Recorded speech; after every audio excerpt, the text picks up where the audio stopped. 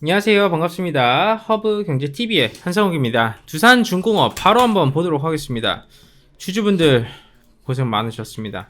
정말 고생 많으셨어요. 뭐 하루 종일 요즘 참 그렇죠. 다들 좀 심리적으로 흔들리실 수 있으실 상황이셨는데 고생들 많으셨다 라는 말씀을 좀 드리면서 두산중공업 관련된 브리핑 좀 시작을 해보도록 하겠습니다.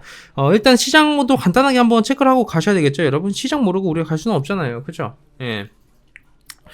일단은 코스피에서 메이저들이 2조 원 매도 물량을 쏟아내줬고요. 코스닥에서는 2천억 가까운 매도 물량을 쏟아내줬습니다. 그쵸? 그런 흐름을 보여줬는데, 이게 저는 어떻게 생각을 하냐면 결국 뭐 대외적인 리스크도 있지만 환율적인 부분이 크다고 보거든요. 응? 외국인들 입장에서는 물량을 쏟아내줄 수밖에 없는 그런 여건이 형성이 되어 있다고 보시면 될 것 같아요. 러시아발 이슈로 인해 가지고 인플레이션, 스태그플레이션 이슈에다가 뭐 이제 어느 정도 이 전체적으로 뭐 제가 판단을 하기에는 이 대외적인 이슈도 사실 크긴 크지만 개인적으로 생각을 했었을 때는 지금 유동성을 좀 다 회수를 해나가고 있다라고 판단이 되고 있거든요. 금리 인상을 하면 당연히 유동성 회수를 하는 게 당연한 거 아니냐라고 얘기를 할 수가 있어요. 주식시장에서도 마찬가지로 그로 인해서 주식시장이 빠지는 거잖아요. 그렇죠?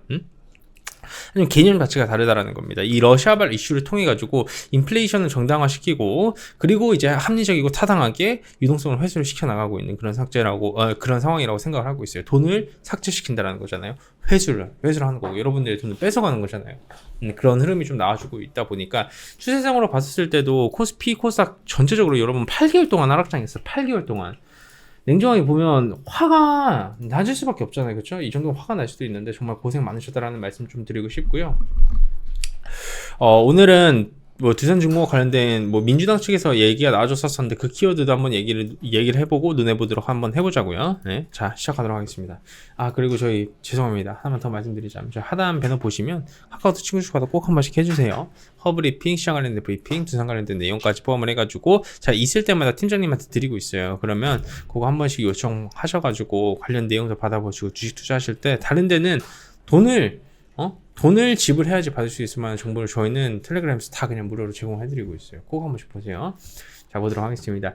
일단은 이 원전 업계 자체가 어떻게 보면 대선을 앞두고 나서 신한울 3, 4호기 건설 재논의 움직임이 나와주면서 좋은 모습을 보여주고 있습니다. 좀 이렇게 탈원전 기조로 고수를 해왔었던 현 정부가 대선 직전에서야 좀 공론화시키면서 잘못을 인정을 했다라고 좀 나와주고 있는 상황이라고 보시면 될 것 같고요. 신한울 3, 4호기에 대해서 여야 후보가 뭐 건설 재개 공론화를 하고 즉시 건설 재개 등에 관심을 보이면서 환영을 해놨습니다. 그리고 경북 울진구의 원전 신한울 3, 4호기는 총 8조 2,600억 원 정도가 들어가줬어요. 그래서 어느 정도 상당히 큰 한국 신형 원전 2기를 짓는 사업이라고 보시면 될 것 같고 원래 2015년도 건설 계획을 확정을 하고 두산중공업 부터 시작을 해서 사업자가 한 7,790억 원을 투자를 했지만 17년도 5월에 새 정부가 출범을 하면서 탈원전 로드맵이 확정이 되고 그로 인해서 관련 사업도 중단이 되었어요. 그래서 지금까지 치열한 논쟁이 있는 상황인데 이제 9일날 대선 전국을 앞둔 상황에서 신한울 3, 4호기 건설 재논의 움직임이 급물살을 탔습니다. 그리고 윤 후보 같은 경우에는 12월 뭐 중단된 건설 현상을 좀 찾아가서 건설 재개도 약속해놨고 이재명 후보 또한 마찬가지로 이 재논의하겠다라고 하면서 탈원전 정책 기조의 변화를 시사를 했다라고 보시면 될 것 같은데 누가 당선이 되든 재논의는 확정이 됐다라고 보시면 될 것 같아요. 그리고 정치적인 이슈는 둘째치고 지금 상황에서 원전을 안 쓰고 버틸 수 있습니까? 원전을 안 쓰고 버티는 거는 불가능하다라고 제가 여러 번 말씀을 드렸습니다. 그쵸? 왜 그럴까요? 전체적으로 러시아발 이슈가 터지고 어떻게 보면 가스를 생산하고 원유를 생산하는 국가에서 가스 밸브를 잠가버리고 원유 또한 마찬가지로 타격을 줄 경우에 지금 어떤 상황이 발생되고 있습니까? 유가 여러분 130불 돌파해줬어요. 말이 안 되는 수치입니다. 네? 이 정도 유가 130불은 여러분들이 주식 투자 혹은 여기 투자를 하시면서 볼 수 있을 웬만한 수치가 아니에요. 네? 유가 100불에서 쇼친다라고 표현을 하는데, 그러니까 포지션을 하방으로 잡은 사람들 지금 다 로스컨 나갔습니다. 다 죽었어요, 지금. 응? 너도 나도 지금 유가 상방에 배팅하는 그런 구간에 들어서기 시작했다라는 겁니다. 그러면 유가가 130불 넘어가고 있고 천연가스 폭등하고 있는데 여기서 에너지 감당되겠습니까, 여러분? 예전 대비해가지고 이 어마어마한 수치 자체는 여러분들이 절대 감당이 안 되는 금액이라는 겁니다. 기업들이 지금 유가 기준으로 봤었을 때 잘 돌아갈까요? 절대 안 돌아가요, 이거.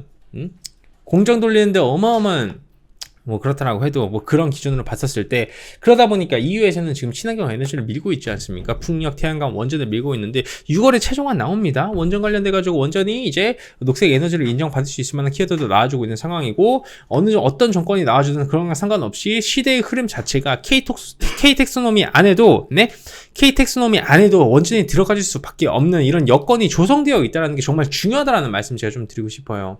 결과적으로 봤었을 때 이 글로벌 시장의 트렌드와 흐름 자체가 어떻게 보면 원전이라는 에너지를, 녹색 에너지를 취급을 해나가고 있는 상황이고, 제가 이걸 여러 번 말씀을 드렸어요. 하나의 테마가 섹터로 변화를 해나가고 있는 그런 과정이 있다는 겁니다.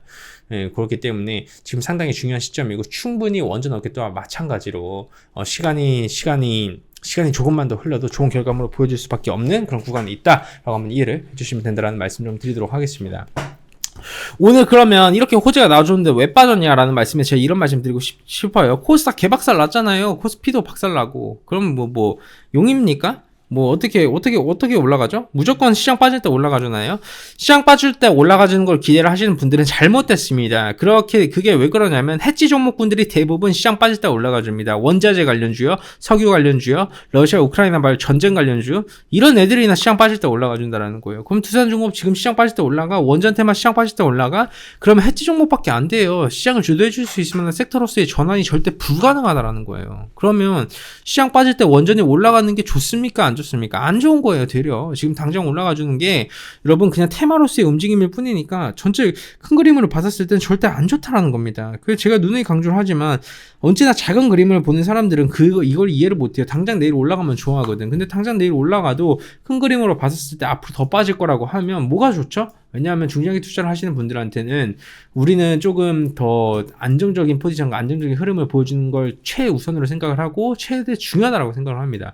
그렇기 때문에 주주분들께서도 오늘 당장 뭐 조정폭을 좀 이렇게 보여주고 흔들림이 나와준다라고 해서 겁먹지들 마시고 포지션 꼭 잘 유지를 하셔가지고 여러분들 투자하실 때 나중에 두산중공업으로 꼭 좋은 결과물 가져가셨으면 좋겠습니다. 이제는 있지 않습니까? 원전이라는 분야는 이제는 부각을 받아줄 수밖에 없습니다. 시간의 흐르면 흐를수록 원전이라는 분야가 없는 상황에서 이런 에너지의 수급 자체가 정상화되기가 어려워요. 태양광 풍력만으로도 가능하다라는 게 얼마만큼 비현실적인지에 대해서 많은 국가가 증명을 해왔습니다. 탈원전을 고수를 해왔었던 독일 또한 마찬가지로 탈원전을 하지 않겠다라고 공식적으로 발표를 했어요. 그죠? 네. 탈원전을 유지를 하고 탈원전을 하고 프랑스에서 원전을 수입을 해왔었던 국가가 독일입니다, 여러분. 근데 그 독일이 포기를 했습니다. 이번 러시아와 이슈 터지고.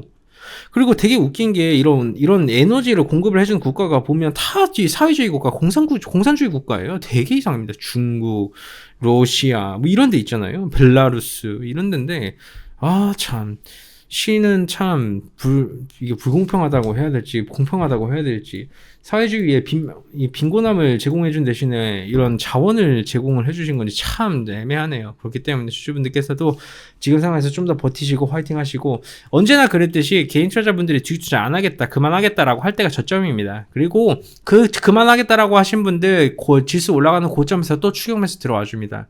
제가 주식 투자하면서요, 주식 한 번도 안 한 사람 봤어도 한 번만 한 사람 보지 못했습니다. 여러분 어차피 주식 투자하시는 분들 또 하게 되어 있습니다. 그러면 꼭 저점에서 사람들이 다 나가려고 하고 그만하려고 해요. 근데 그게 얼마만큼 바보 같은 행동이냐면, 지금 내가 느끼기에 고통을 느끼는 그 시점만 잘 지내게 되면 지수는 자연스럽게 올라가줄 수밖에 없어요. 구조가 그렇게 형성이 되어 있습니다. 주식시장 구조 자체가. 그러면 내가 하락장 그동안 7, 8개월 여전히 잘 겪었으면 이제는 상승장도 겪어봐야 되지 않겠습니까? 힘들어 하시는 시간이 지나고 나면 그때는 진정한 반등장이 옵니다. 그렇기 때문에 주주분들 고생들 많으셨고, 말씀하신 서두에 말씀드린 대로 카카오톡 친구 추가도 꼭 하셔가지고 힘든 시장에서 도움도 많이 받아보세요. HIB 2019인데요. 이 정도 고퀄리티의 내용을 제공을 해드린다는 것 자체가 제 개인적으로 생각을 했었을 때 허브니셔 TV니까 가능하지 않을까라는 말씀 드리면서 마감하겠습니다. 감사합니다.